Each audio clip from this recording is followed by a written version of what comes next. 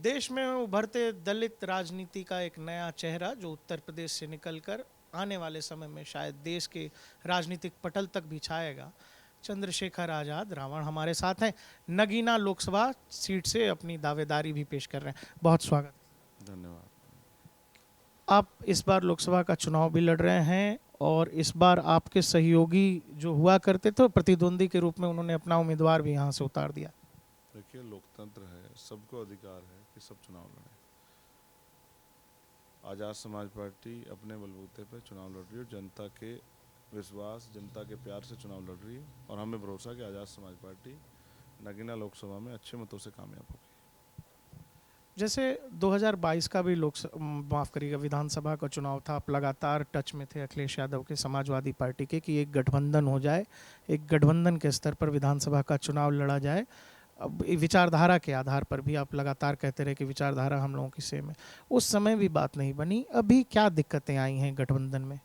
देखिए, मैंने तब भी प्रयास किया था, मैंने अब भी प्रयास किया और ताली एक हाथ से नहीं बजती। उन्होंने नहीं स्वीकार किया कि मेरी मदद करें तो कोई बात नहीं, वो मेरी मदद नहीं करेंगे तो मैं जनता से मदद मांगने चला गया हूँ। और अब जनता का विश्वास, क्योंकि हमने लंबे समय तक 11 साल से काम किया, 16 महीने जेल काटी है, कई बार जेल काटी है, लाठियाँ खाई हैं, मुकदमे झेले हैं, हर जुल्म जाति के खिलाफ, चाहे किसानों का आंदोलन हो, महिला पहलवानों का आंदोलन, 49 शिक्षक भर्ती का आंदोलन, नीट का हो, रोस्टर का हो, 2 अप्रैल 2018 का हो, दिल्ली में गुरु घर का हो, एनआरसी का हो, सारे आंदोलन हमने लड़े और हमने लोगों की आवाज़ बनने का काम है। कभी हमने अपने हितों की परवाह नहीं की। आज मेरे ऊपर 39-40 मुकदमे, सारे जनता की लड़ाई लड़ते हैं, मेरा एक भी अपना जाति मुकदमा नहीं है।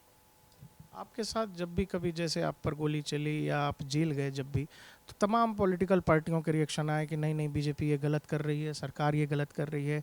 लेकिन आज जब असल में नेतृत्व के स्तर पर आपको सहयोग की दरकार है कि चंद्रशेखर यहाँ से चलकर लोकसभा तक जाएंगे, जहाँ वो असल सहयोग मिलना चाहिए वो सहयोग नहीं मिल रहा। तो देखो, इससे राजनीतिक दलों के चरित्र का पता लगता है कि वो सिर्फ बातें करने का मन तो उनका है, लेकिन अवसर देने का मन उनका नहीं। और सदियों से भारतीय लोकतंत्र में भी हमारे साथ ऐसा होता है। अगर वास्तविकता में जिस तरह का चरित्र दिखाया जाता है, अगर वही होता तो बाबा साहब अम्बेडकर को अपनी पार्टी क्यों बनानी पड़ती, माननीय काशीराम साहब को अपनी पार्टी क्यों बनानी पड़ती, और चंद्रशेखर आज़ाद को अपनी पार्टी क्यों बनानी पड़ती। कथनी और करनी में बहुत लंबा फर्क जो है राजनीतिक दलों का। इसी वजह से चंद्रशेखर आज़ाद को अपनी लड़ाई अपने लोगों के, अपने भीम आर्मी आज़ाद समाज पार्टी के कार्यकर्ता नेताओं के संघर्ष के बलबूते लड़नी, ये बात हमारी समझ में इस बात के सबक से आ गई। चंद्रशेखर जी, क्या ये सब जो व्यक्तिगत तौर पर भी और राजनीतिक तौर पर भी जो आपके साथ होता है, जिस तरह का बिहेवियर हो रहा है, इसको याद रखेंगे ना फ्यूचर में? याद ही है, घटनाएं दिन प्रतिदिन आदमी को सिखाती हैं। जो भी दिन में घटता है वो आदमी के याद रहता है और वही उसी चीज़ों से याद रख के आदमी जो है ना अपने आप को तैयार करता है। मुझे पता लग गया कि भाई अब हमें कोई आगे बढ़ाने वाला नहीं है, ना हमारी कोई मदद करेगा, तो हमें अपनी मदद स्वयं करनी है और हमें मेहनत करनी है। जो जिस मदद की उम्मीद हम राजनीतिक दलों से कर रहे हैं, वो मदद की उम्मीद हमें जनता के बीच जाकर करनी है, तो काम ज़्यादा करना है और हम उसके लिए तैयार हैं।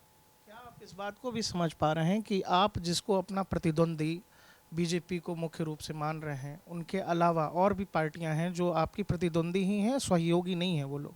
बिल्कुल मैं सहमत हूँ इस बात से। प्रतिद्वंदी मानिए या ये मानिए कि वो किसी को अवसर नहीं देना चाहते, इस बात को स्वीकार करना पड़ेगा। मैंने हमेशा प्रयास किया कि मिलजुल के लोकतंत्र की रक्षा के लिए, संविधान की रक्षा के लिए काम किया जाए। लेकिन ये इस बात का उदाहरण है, पिछली बार जैसे 2022 में मेरे ऊपर ये आरोप लगा के अखिलेश जी ने पीसी में कहा कि उनको किसी का फ़ोन आ गया था।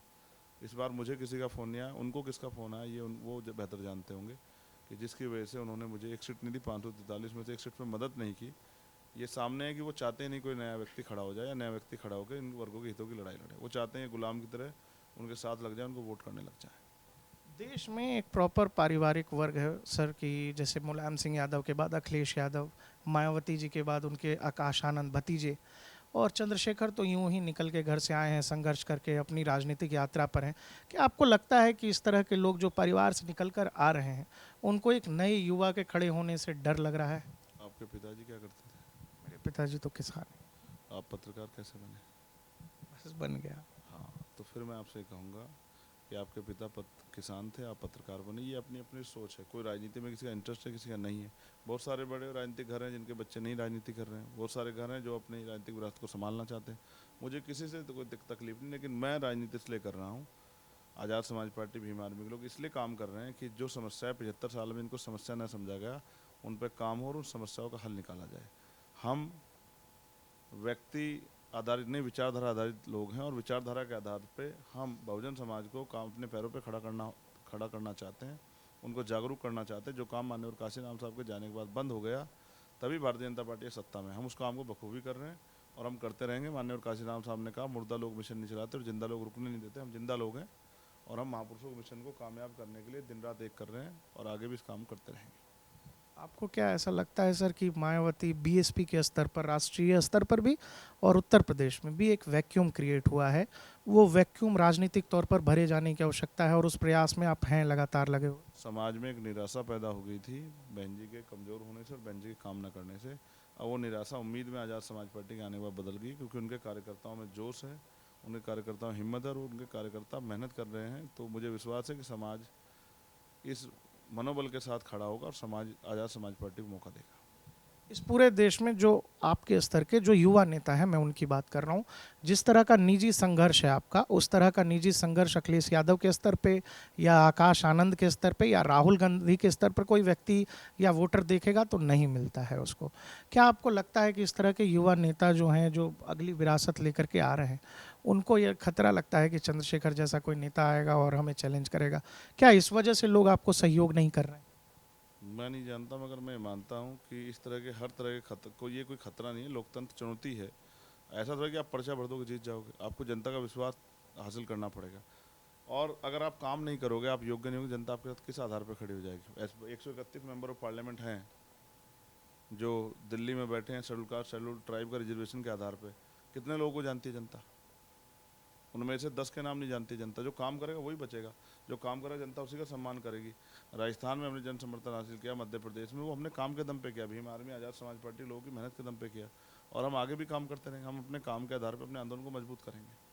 चुनाव से ठीक कुछ समय पहले आपको Y+ कैटेगरी की सुरक्षा मिलती है, इसको लेकर तमाम तरीके के सवाल हैं कि कोई एक साठगांठ आपकी बीजेपी के स्तर पर हुई है, क्या ऐसा कुछ है या इस बात को आप? देखिए, मुझे बाकायदा कंडीशनल सुरक्षा दी गई है। मैंने चुनाव आयोग से लेकर सब लोगों को लेटर लिखे। मेरे पास इस बात की जानकारी है कि दोबारा से मेरे ऊपर हमले का और मेरी हत्या का प्रयास किया जा रहा है। मैंने ये बात हमारी पार्टी में चर्चा होकर हमने सबको लेटर लिखे, और जब ये लेटर मेरे पास आया तो पहली बार में मैंने इनको मना कर दिया, लेकिन फिर उन्होंने मुझे बताया कि ये सुरक्षा इलेक्शन तक है। उसमें लिखा गया है कि उसके बाद जो इसका रिव्यू होगा। लेकिन ये एक सच है कि जिसको साजिशों से न रोका जाए, जिसको षड्यंत्रों से न रोका जाए, जिसको CBI ED इनकम टैक्स से न रोका जाए, जिसको मुकदमा जेल से न डराया जाए, जिसके बाद खोने कुछ ना हो, उसकी हत्या करना एक विकल्प होता है। अभी 6 महीने पहले मेरे ऊपर 4 गोली चली। अगर 1 इंच गोली इधर हो जाती शायद चंद्रशेखर आज आपके बीच में नहीं होता। लेकिन मेरा सवाल ये है कि जिन लोगों को सुरक्षा मिली है, क्या वो साठगांठ से मिली है? तो अभी तो बहन जी के भतीजे को मुझसे पहले सुरक्षा मिली, और देश के विपक्ष के सभी नेताओं को सुरक्षा है। तो ये क्या बीजेपी से साठगांठ से मिली है? तो मेरा मतलब ये है कि जब राजनीतिक कद आपका बढ़ता है, जब क्योंकि IB से लेकर तमाम रिपोर्टें होंगी सरकार के पास कि नगीना लोकसभा हम लोग जीत रहे हैं और नगीना लोकसभा हम लोग जीतेंगे, तो ओबियसली आज़ाद समाज पार्टी का वजूद बढ़ेगा। हमने तो ये देखा कि सरकारी मशीनरी उस तरह से काम करती है जिस तरह के हालात चुनाव के समय उनको महसूस हो जाते हैं। तो इसका जवाब आपको सरकार से मांगना चाहिए। मैं तो ये समझता हूँ कि हर व्यक्ति को सुरक्षा का माहौल मिलना चाहिए, ये सरकार की जिम्मेदारी। इसी के लिए वो लोग टैक्स देते हैं। अगर सुरक्षा का माहौल भी नहीं दे पा रही सरकार, तो ऐसी सरकार को कुर्सी पर बैठने का कोई अधिकार नहीं है। अरविंद केजरीवाल अभी अभी जेल गए हैं, इस पर आपकी क्या राय है और क्या लगता है, क्या आपको लग रहा है कि देश में सरकारी एजेंसियों का दुरुपयोग हो रहा है? पूरे विपक्ष के उनके साथियों को उनकी गिरफ्तारी पर सड़कों पर आकर आंदोलन करना चाहिए था। सरकार को चेताना चाहिए था कि आंदोलन, अगर आप गिरफ्तारी करोगे चुनाव के हिसाब, चुनाव का फ़ायदा नुकसान देखते हुए चुनाव में डराने के लिए, तो ये ठीक नहीं है।